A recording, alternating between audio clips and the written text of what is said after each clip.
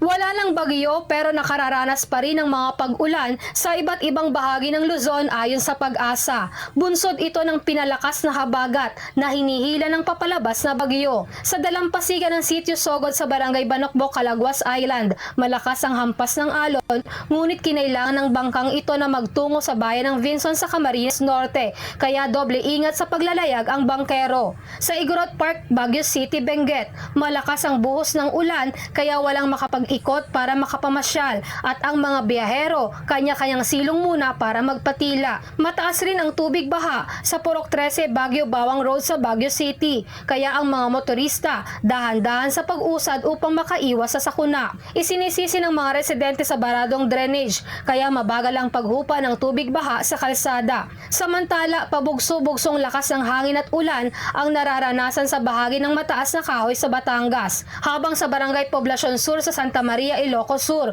ay gayon din ang nararanasang lakas ng hangin at ulan dahil sa sama ng panahon. Sa bahagi ng Barangay Masagana, El Nido, Palawan, madilim ang kalangitan, indikasyon ng nagbabadyang ulan. Samantala, nagpaalala ang Benguet Provincial Disaster Risk Reduction and Management Office na nagbukas ang tig-isang gate ang Ambuklaw at Binga Dam. Kinailangang magpakawala ng tubig ang mga ito upang maiwasan ang mas malaking problema dahil sa pagtaas ng imbak na tubig bunsod ng tuloy-tuloy na ulan. Payo ng mga otoridad, lumikas muna ang mga residenteng malapit sa mga ilog at manatiling nakatutok sa abiso ng lokal na pamahalaan upang makaiwas sa sakuna.